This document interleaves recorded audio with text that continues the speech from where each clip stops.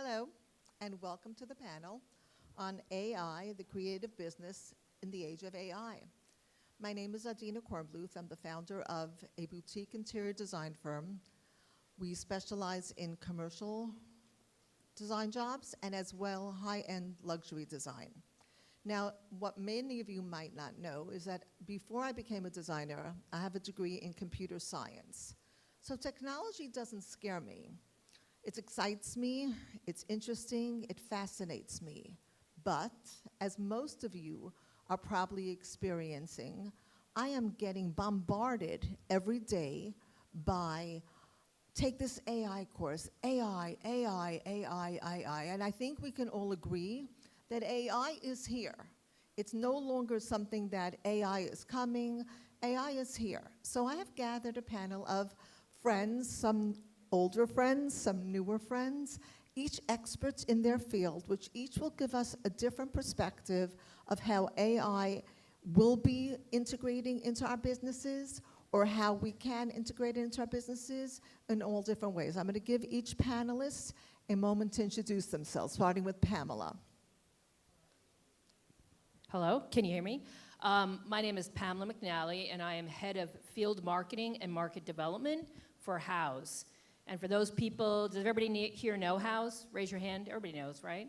What you probably don't know is that there's two sides to House. One is the marketplace, which your profiles and lead gen, and then there's the other side, which is the SaaS side, the software side. Is anybody here on House Pro? Raise your hand. No? Oh, well, that's great. Okay, come see me afterwards.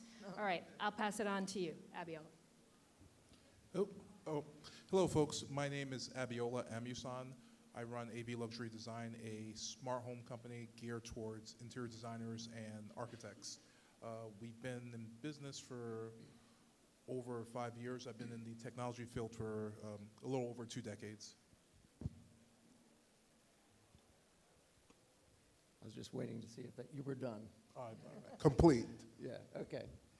Hi, everybody. I am Joe Berkowitz. I own a design firm outside of Philadelphia. I seem to be the dinosaur on the panel today, but don't let that fool you. I got very young energy. So we do commercial and residential work. I have employees, I have a staff. We have our own design studio, which is wonderful. Our clients come to us for presentations. And after 38 years, I would like to say there's probably not a job that I haven't had an opportunity to tackle, which has been great. And I have befriended Adina from some show houses, and we have stayed friendly for a long time. And I really love having friends in the industry. It's one of the things that makes this work for me personally. Anyway, looking forward to talking to everybody. Hello, I'm Marina. I own Marina V Design Studio. I'm an interior designer in northern New Jersey. I'm also a feng shui consultant, and I integrate feng shui into my design services. And I'm also happy to be here with you all. Okay, so we have a range of different experts with different specialties, different abilities, and I'd like to hear from everybody. So, Pamela, from an industry, you deal with a lot of the data and how the industry is changing. So what's truly changing industry-wide? What would you feel is really, again, AI is really here. It's not anymore like try ChatGPT. There are so many things. What can you tell us about what's really changing? So, we have a lot of pros, obviously, thousands of pros, design pros, construction pros, and build pros.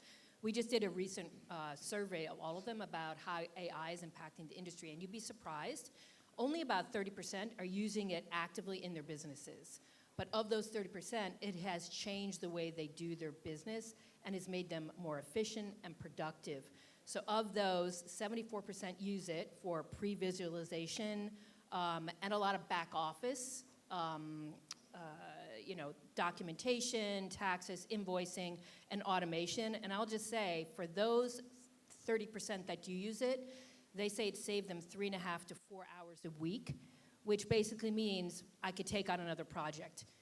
I could add more billable hours. So for them, it really is a productivity enhancement. So those other 70% better hurry up and get on board. Okay. That's a good point. I want to get back to that. Abiola, what about you? From a system standpoint, you do a lot of high-tech sound systems that you incorporate, if I'm understanding correctly. Like, what's real? What's hype? What are we talking about here? You know, everybody, oh, AI, AI, AI. I feel like I sound like my kids. Like, oh yeah, everything's AI. But like, what's really going on in the actual applications? That's a great question. What I'm seeing is a home that's able to anticipate your needs. For example, if it's, I don't know, if it's sunny at one side of the house, the shades will come down to ensure that, you know, to keep your electric bill or heating bill lower. So homes that lead to more experiential living, I think that's what we're seeing in that field. So usability, ease of use, something that's going to anticipate your needs. So for example, if you say, you can tell your home, hey, listen, if it's raining tomorrow and it's above 50 degrees, do the following thing. So having that smartness built in, I think it makes the home easier to use, and it's more about, the focus is more about your family now and less about figuring out how to use this technology. So AI is making the home use easier. Okay, great. That sounds win-win. Marina and Joe, from a creative perspective, what feels exciting? What feels like uncomfortable? You know, it's a little bit scary as a designer because we're so proud of all the, you know, creativity that we come up with and all that. So AI is a little bit scary. I mean, this morning I had problems with my car, and I was waiting in the waiting room, and a guy said to me, "Oh," and I said, I have to get out of here. I'm speaking about AI. He's like, "Oh, so AI, they do all your renderings. Basically, he was telling me that he thinks that AI designs for me, and no, I showed him sketches. I design for my team, and I tell my team what to do, and they'll use AI or rendering skills, which is another type of AI, and they'll implement my designs." But what feels, as you're creative, you have beautiful portfolios, both of you, like what feels exciting about this precipice that we're at, and what feels a little uncomfortable? So how many people here are interior designers? A lot, okay. So my thing about AI, I think it's fascinating. You know, it's an incredible process that we're all able to live with and now start to integrate into our businesses. But I don't think it's anything to be intimidated by. I mean, AI is not as talented as we are. It's smart, but it's only because of what's programmed into it. So to me, there's nothing scary. You know, unless AI wakes me up in the morning and says, "Hey, Joe, what do you want to design today?" You know, it's my employee. I control AI. I have to tell it what to do. I have to ask it what to do. So it's not intimidating. I think it's fascinating to figure out how to use it, because it's either your tool or you're its tool. And you have to decide where you're going to be on that. What I mean by that is, if you ask a question to AI and it gives you an answer, and you just take that and run, then you're working for AI. You need to prompt AI, and that's the key to the whole thing. It can't work without a human. It's not going to turn on and call your client. You know, it needs you to ask something of it. So nothing scary about it. I think what's amazing about it is just the depth that it's been programmed, the wealth of information. There's nothing you can't ask AI, which you've probably figured out if you use ChatGPT or whatever your platform is. You can ask it anything, and you can expand on what you ask it, and that's the key, that you have to make artificial intelligence creative. It's not we're the creatives, all of us. That's my best advice for you about it. But that's how I feel about it. Yeah, you know, I think good. there's a lot to learn from it. Okay, sounds great. Marina? Yeah, I agree. I'm not afraid of it. I'm actually having a lot of fun with it because it is a time saver, and I see it as a tool, or like another, not coworker, but part of the team. It's just an employee, I guess. Let's call it an employee. But yeah, I'm having a lot of fun with it. I just recently created a logo for someone, and I honestly just went in just to have fun with it. I didn't think it would actually come up with a logo that my client was going to use, and she loved it so much. But again, it's not like a 5-minute thing either. You tinker with it, you know. It's a creative process. So I'm like really having fun with it, and I recommend to everyone to just try it. I know that when it came time to the actual title of this talk, I put I like to write my own material. I was a published author, I like to write. So when I was writing, I came up with all the different things and this, and I want to talk about that. I said, okay, but now give me some ideas for the actual title of it. So I did use it, true confession, for that. But what about the client? What do they think that, in general, now that there are renderings, and the story that I told this morning about the tire, when I was by the tire guy, and the guy actually thought that I just have AI design for me, which I don't, and none of us really do. But what does the client think? What do they actually think that AI can do for us? And what do they need from our designers? Anything? Do you have any data on that, or how that integrates? Me? Yeah. Okay. You never know. You know what I think? I think today everybody expects everything to be fast. Don't we all agree? Everyone expects you put in a prompt, you put in a question, you want to find a product, you get it in 5 seconds. So I think, at least I know from designers I've spoken to and that our research shows, that clients expect everything very quickly. And I think as the client gets younger, it is even more so. And I'm sure Abiola agrees. When you're working with a client and you're talking to them about technology or you're talking about your space, they expect you to create something right there for them that they can see and visualize without having to wait. They also expect if they're going to make changes, guess what? I don't want to wait days. I want it now. I want it right now.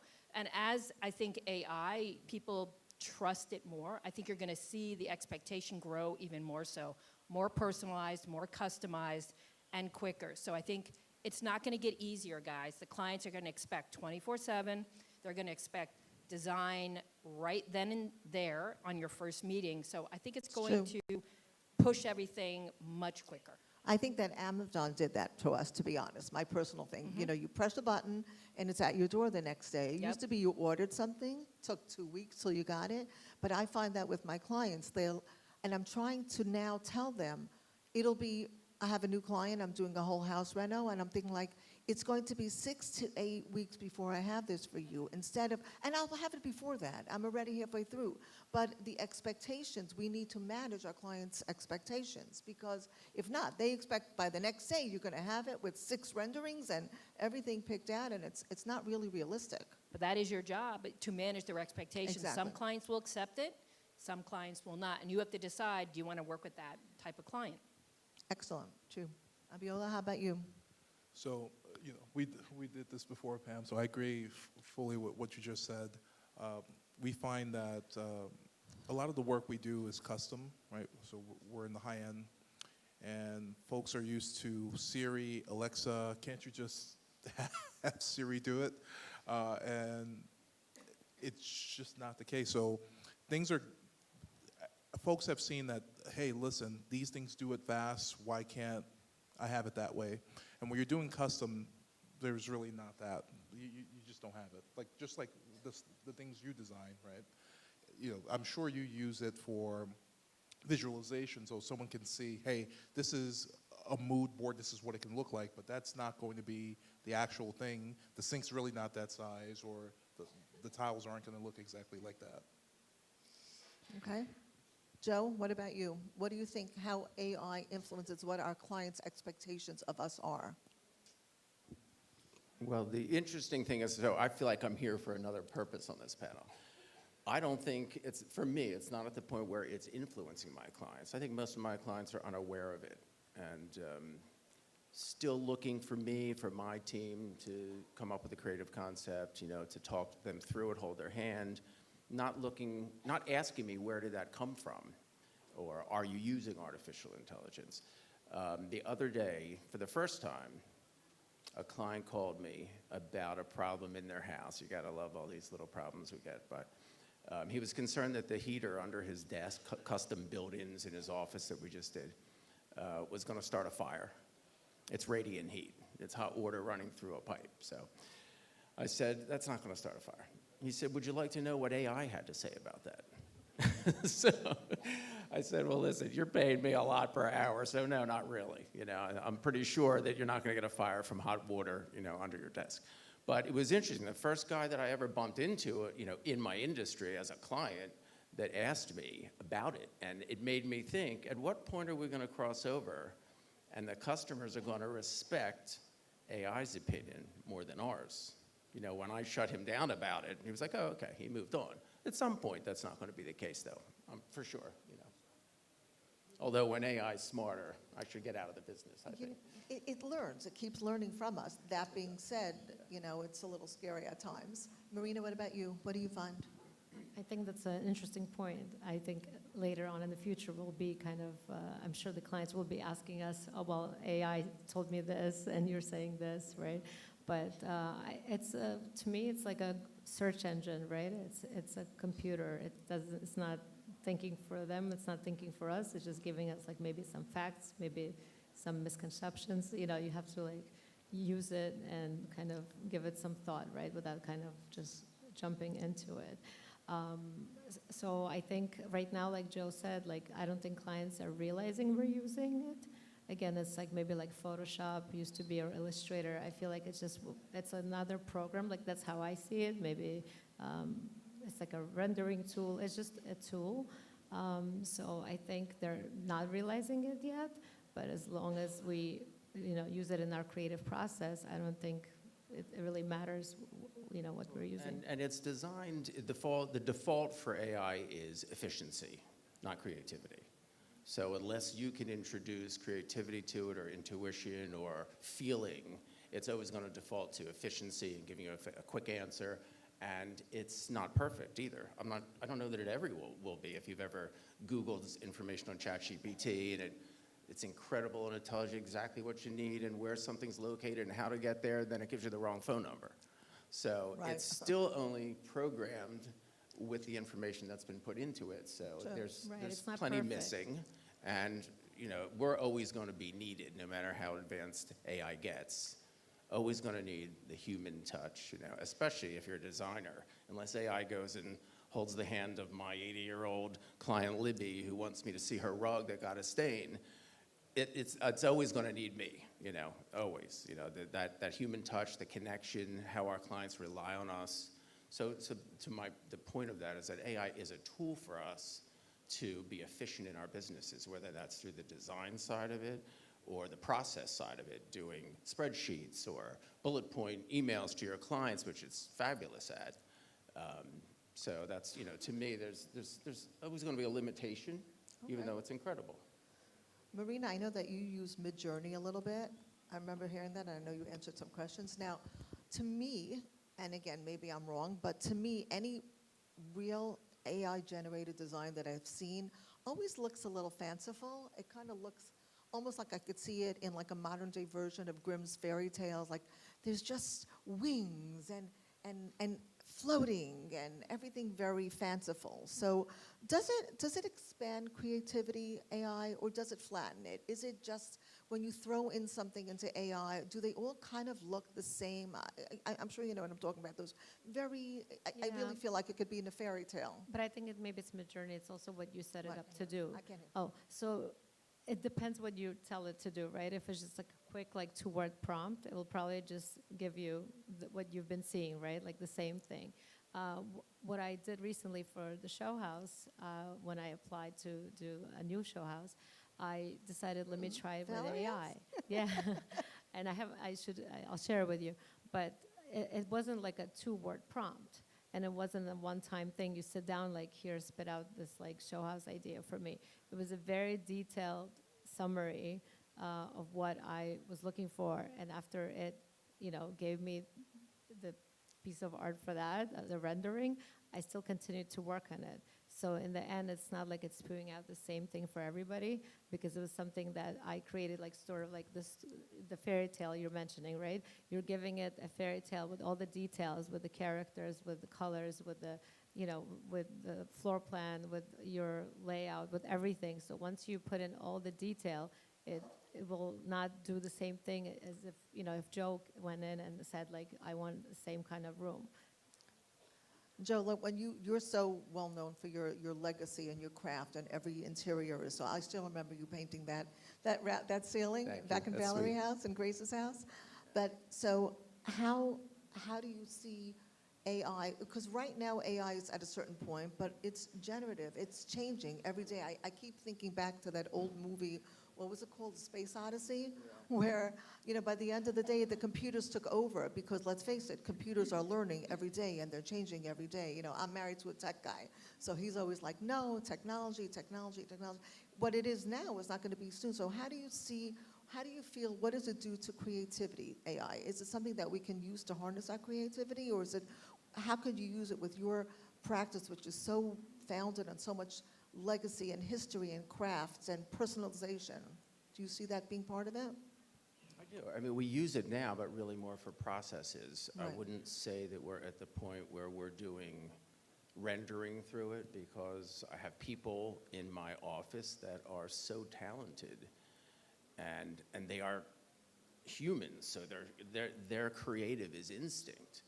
So what we use it for is that we prompt AI to show us things, but we don't design through AI, if that makes sense. It's a tool. To me, it's like if you went on Google and you were looking on Google Images and you said, I want to see living rooms with white and gold and purple, and it's going to show you all these pictures. Well, so to me, AI is a more involved and detailed and more creative than Google, because at least it can bring back to you something that may surprise you or you wouldn't have seen before. But it's limited, so we all have different personal tastes and we're all creative, but if we all put in the same prompt, we'd probably get the same room. So it's not going to know your style and your style, and how you do things, or my personal style.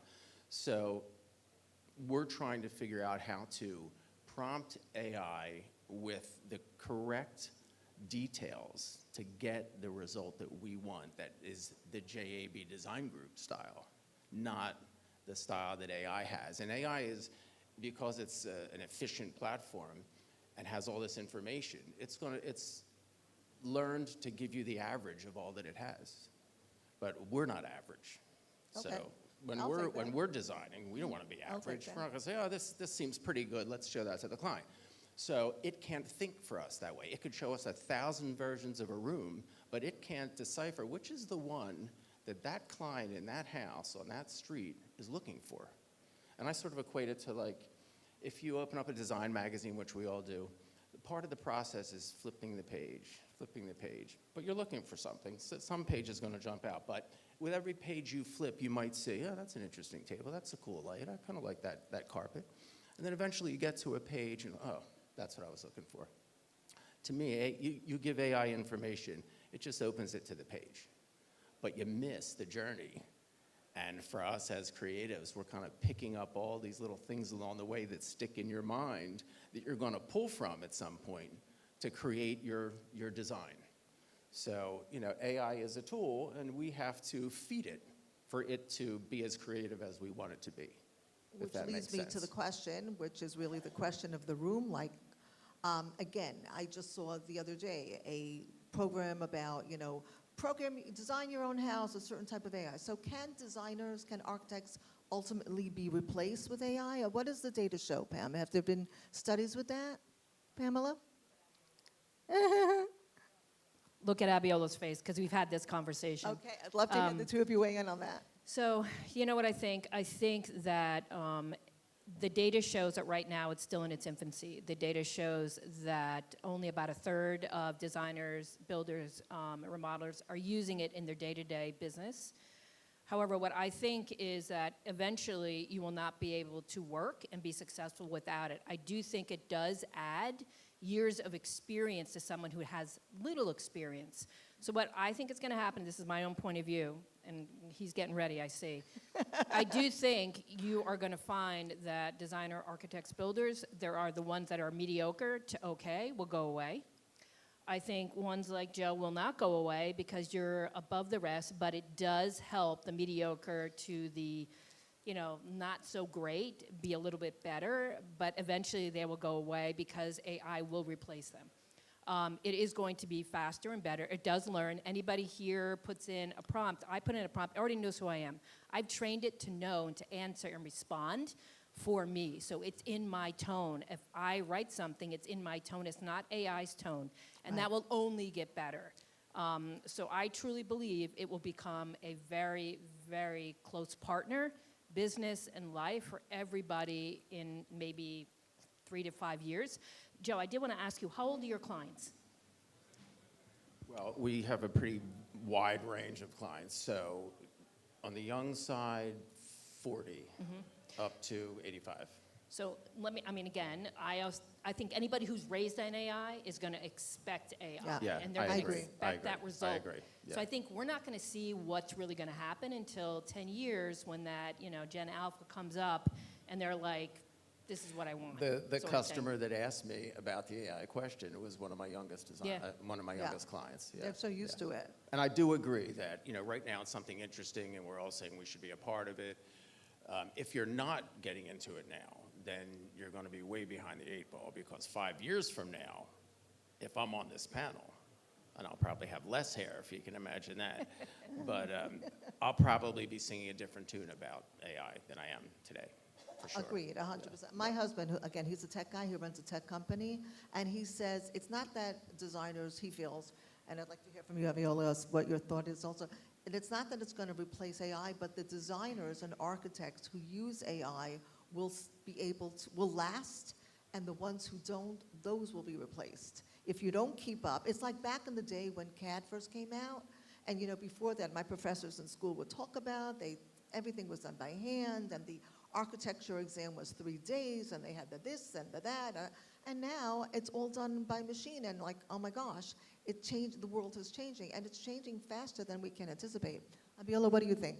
No, I agree. So one thing I will say, Joe, you'll probably have a different tune in 5 years in regard to AI, like you were saying. You are correct. I think about how AI was 2 years ago, right?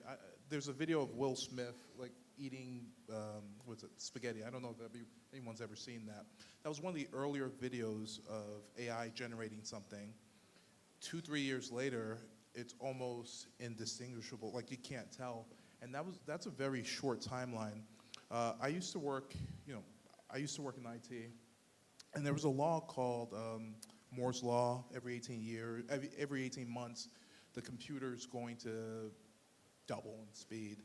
I think that timeline's being compressed significantly, and you are going to see, I can't imagine what AI is going to do a year from now. Right now, I have it reads my email, right? my business email, not my personal. You do that too. I just want to make that clear. It reads my email. Mike's anniversary tomorrow. And what it does is it looks at it, it will draft a response for something. I'll look at it and just hit OK and send. So if someone says, hey, what time you're available, it's going to look at my calendar, figure out what time I'm available, and just send a response. That wasn't possible a year ago, right? So I just think it's going to get better, but that's from the business side. But from the creativity side, I think it's all decisions, right? Like, it is just a whole bunch of decisions, and I think it's going to get way better. I agree. Just to step on that, so the girls in my office use it a lot because they're writing emails, corresponding with people, and they love, especially ChatGPT. But every now and then I'll write up a letter to a client, and I'll give it to Christine, who's my assistant, and I'll say, before you send it, just, let me see the email. And it's like a whole different thing. And I say, did you use ChatGPT for this? It basically often takes out every personal thing that I put in it that I put in for a reason, because it's going to mean something to that client. It either references something I was right about, I want them to know it, or some little detail that I'm going to come back to, the next day, and they're going to remember I said that. But it took it all out. So sometimes I'll say, listen, send the email I wrote. And then other times it takes an unprofessional sentence, and it just pops it up into like the most professional organization of words that you could ever imagine. So it really is incredible. But I'm still pushing back, Abiola, just a little bit, I don't know. It's got a way to go. But Marina, go ahead. I will say that the output is going to be as good as the prompt. Yeah, So definitely. at times, Agreed. right, I'll write something and say, like, depending on who I'm dealing with, right? If it's a certain type of personality, I may tell it, hey, I'm dealing with a high driver or creative, put a response out. and it will significantly change what it's going to write for the both of them. And then I will say, hey, write it as, I don't know, a human being. I will say that as well, because sometimes I read this, like I'll read what it generates, and it's awful, and then there's always that dash in between. Oh, yeah. Yeah, That's how you that know dash. someone used ChatGPT, that dash. I'll tell it, get rid of the Why dash. you have to proofread. Exactly. Yeah. Yeah, you can't trust the machine fully, but it's getting there, believe it or not. About a year and a half ago, I was running a party and I had seating charts, and I needed every seating chart alphabetized for the, for the poster board with the seating. And inevitably, like 2 or 3 of them, all of a sudden, and it was like age, or, different couples by age, and all of a sudden, it was like my niece, who was like 12, was on the table with the grandparents, and I'm like, and I gave it to them, but, so that was a year and a half ago, but I don't think I'd have that same issue now, because it keeps learning so quickly. Marina, I know that you have such a holistic approach to design. You do the feng shui and all these things, and yet you are very up to date with the AI. So how do you think that you can work this into your practice, type of a thing? I definitely think it can't replace me. Let's just say it, because again, my line of work, I have to use intuition. There's so many sensitive subjects that you have to really give it some thought. You can't rely on AI. But I think how I can use it, if I give an example, let's say as a feng shui practitioner, when I when I start working with a client, I always ask them to send me their address. I look at the site. I mean, it could, help me look over the plans, the site plans. Just it gives me more information. Again, it's like a search engine. So that's kind of how I'm using it. And again, it's like reading books, let's say, right? You're just using it as information. So that's how I see it. Like you were saying, like you're flipping through the magazine. I'm thinking of it as a book because you just, and then it's up to you to make that decision afterwards. You're just reading, because a lot of people that call me to do feng shui consultations, they already read a lot of books. So it's similar to that, but they don't know what to do or which book to listen to or which advice to listen to. So same thing here, right? So it's just having that information accessible. And I think it goes hand in hand with intuitive design, and this type of AI is just useful. Good. And what about the residential client versus the commercial client? Do you find that there's a difference in how they approach AI, Pamela? We spent about a week with some big commercial firms in October, and what we found is, versus residential, because most residential firms are smaller than these large commercial firms, whereas the residential firms are using it for pre-visualization, back office. The larger commercial firms have a lot more structure, a lot more guidelines in place. It's a little harder for them to take it on, and also their clients, and this is shocking, they don't really want it. So they for a lot of reasons. One, because they have their own security measures and they don't want AI at all near any of them. So it's interesting to me that they're further behind when you would think they would be much more ahead when it comes to the actual visualization. But I wanted to go back to what, Joe, that you said. What I'm going to suggest is that your assistant put in your particular the way you say things, the way you phrase things, how you talk to clients. Teach AI how you write, and you will find that it will write exactly what you want it to write in your voice, and it will take out the hyphens. And that in 3 years, guess what? You may not need an assistant.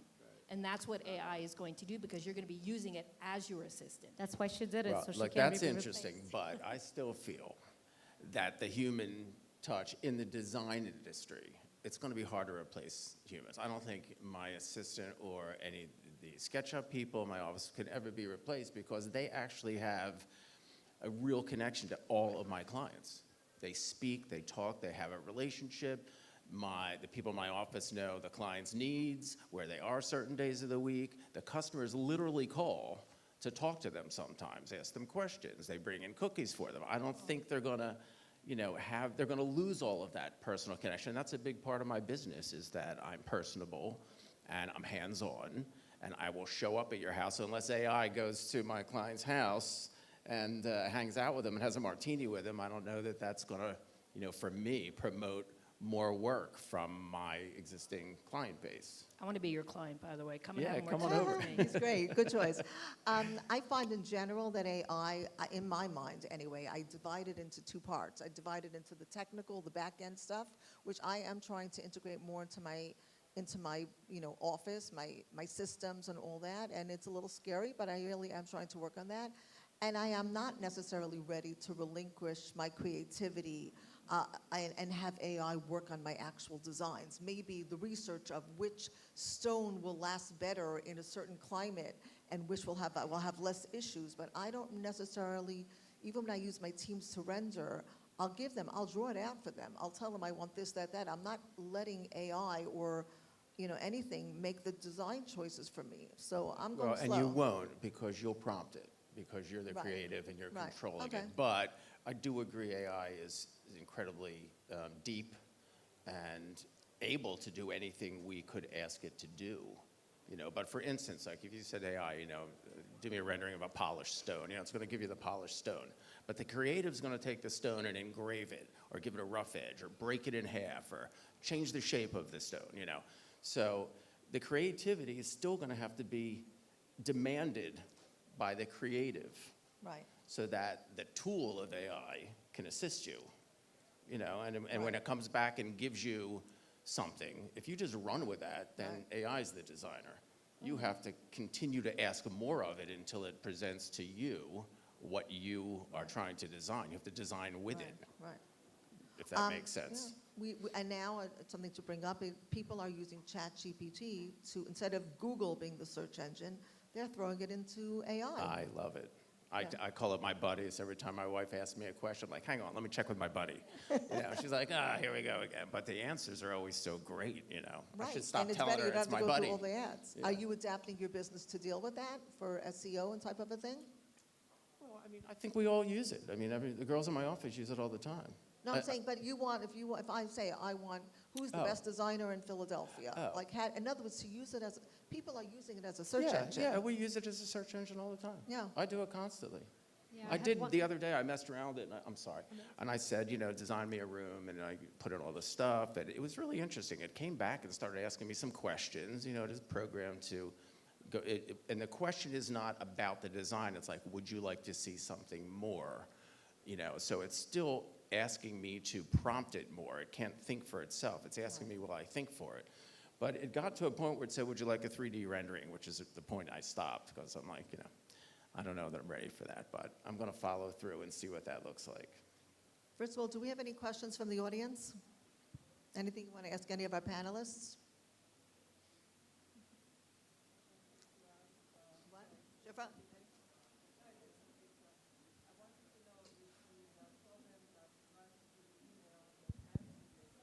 Also gets rid of all the spam. And if it does, then I'd like to know what it is. So the question was, does the program that goes through all my email get and run response, does it get rid of spam? Yes, it can. You just have to tell it to. So I'm using, Perplexity, and it has it's the competitor ChatGPT, but it has it has an email manager built into it, and then I connected it with my Gmail, and it just goes through. So yesterday I asked it, I said, who do I have to get back to? And then just in the last week, so it just pulls up everybody that I need to respond to that's waiting for a response, and it just prompts me. So yeah, it works really well. That's good. I'd like that. You had a question? Okay. Okay, quick questions, one quick question, and then we'll finish with something. One thing AI will change in the next year. Like, what do you think? Pamela? I think that it will make it harder for entry-level people to get jobs. Because I do think it's going to take away a lot of that admin, which is kind of sad, especially from the design firms, because that's how they bring their younger and emerging designers in. But I think Interesting. it's going to take a lot of that away from that entry level. You won't need to have an entry level person to manage certain things. AI can do it better, faster, and cheaper. Okay, very important. What about Abiola? One thing that AI will change is Joe's mind. Is that what? Joe's mind. No, but in Everyone's all picking on seriousness, I think the way we do business, I find that AI frees me up so that I'm dealing less with the administrative part. And believe it or not, because of AI, I'm able to focus more on the human connection because it frees me up from all the All the monotonous things stuff, that I don't all want that to do. stuff. Correct. Got it. Joe? I think that the bottom line is that if you're not putting in an hour a week now learning AI, in a year or 2 years for sure, you'll be behind. I think that everybody's going to have to be a part of it. I Right. don't know. I'd like to see if it's going to take over people's jobs. I'm not convinced about that, but everybody's worried about it. I mean, the people in my office ask me about it, but I don't see that it's able to function on its own and do everything that a human can do.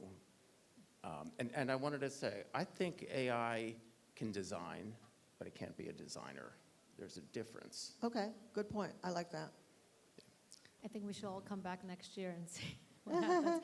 But I'll I have think- my AI yeah. stand in here for But- me next year. And what's one piece of advice, let's start with you, Marina, that you think, we have designers, architects, what do you think, like you said, I think Joe mentions it, but like going forward, in order to stay relevant, it's Yeah. exciting. The AI is here, it's a bubble, it's whatever it is, it's a revolution. Yeah. So what do you think would be advice for somebody so that we are relevant in a year from now? I think it's like people are saying like people will be like more stupid or something with it, but I feel like as I'm sitting here thinking, I think we're all going to get much smarter because again, you can input like I want to learn about this topic or that topic, and you can learn so much, and we'll just feed you information. I think that's like just sitting here thinking, I think that's the best part about it. It's just you can learn so much, whatever topic you want to learn on. And I think what my advice is to try it out and just really kind of jump into it and just play around with it. Because kids now, I have 2 kids in middle school, and they're using it, not for cheating, but the teachers are actually giving them assignments to use AI for projects. So I would say if the kids are doing it, we should all be on top of that as well, and just to try it. I mean, if you don't like it, then don't use it. You don't have to, but I feel like it's a great source of information. It's a great tool to learn more, to find out more. Like I just love it. I could probably sit there and just read on various topics all day long. Okay, good, great. Joe, like you said, we should have to spend an hour a day. Anything to add to that? I just say that Now it's here. It's a power that is growing, and it's going to enhance our businesses. I don't think it's healthy to say it's going to take anything over.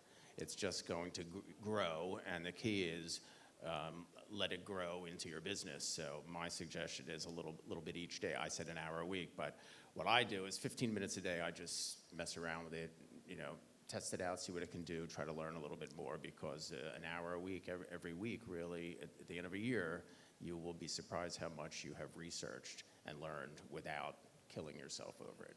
Okay, great advice. What about you, Abiola? You know what? I like the 15 minutes a day idea. I like that, too. Really, it's just, That's it's so doable. bite-sized. Yeah, no, it's great. Before you know it, it's over. And then a year, you're probably light years ahead. I didn't think about that, but I think that's a really good idea. Me too. Pamela, what do you say? I mean, I like the idea of 15 minutes, but I do think either you or somebody on your team has to be abreast of what's going on, has to know what's the next thing. Agreed. Has to be able to test it, try it out in your business. Don't be afraid to fail, because it is going to be a very competitive advantage to whoever can utilize it in the way it should be used. So somebody on your team, if it's not you, somebody's got to know what's going on. Okay, great. Thank you so much, everybody, for coming and being part of it. You have a question? What? You can't talk? What? She missed the beginning. So I missed the beginning. I didn't hear if each of you told us which AI you use, and also, do you pay for it or not? And if there's an AI that's worth paying for. I don't know if I missed it, and if I did, I'm sorry. We did not. The question was, is there a specific AI that the panelists use? Is it something that they pay for? Is it something that's free? Because I know it's like overwhelming with that. I mean, for our company, we use ChatGPT, we use Copilot, and I would suggest everybody pay for your AI service, because if you don't own the data. Remember that. So if you don't pay and you're using free, fine, but just know that whatever you put in, they know, and it's not yours. Oh, interesting. I didn't even know that. Okay. Yeah, very true. I use ChatGPT, Perplexity, Gemini. It's built in with Google, and that's it. Those are the three I use right now. I mean, I use multiple, but that's the core ChatGPT Copilot. Okay, good. Yeah, we are all ChatGPT. Okay. I was about to recommend for everybody to just start with ChatGPT because it's so, I wouldn't say easy, but it's definitely very easy to use, right? So I would just say try that. And they also started doing pictures and all that, and they, I mean, it's on everybody's phone, Right. which is incredible. The other day, a photograph came up on my phone, a still photograph of me and 3 friends at the bar in my house. And it said, turn it into a video. I Right. hit the button. In 30 seconds, it was a moving video. It's crazy. Now, some of the faces got a little distorted. Right. You know, in the video, it didn't quite look like us, but And I think was- everybody has to find what was they're blown away comfortable by with. it. Yeah, And so I they think- have to play with it. I think also if we just jump in and don't let us overwhelm us, but let it excite us, everybody will find a different way to use ChatGPT, whether it's starting with the back office stuff, using it to help develop different pictures, things like that, renderings. I do feel like the field is changing, and I think that 5 years from now, if we look back and say, oh my gosh, who could have imagined? I think it'll be something to really amaze us. Thank you so much for coming. Good luck. Thank you. Nice job, Adina. Thank you.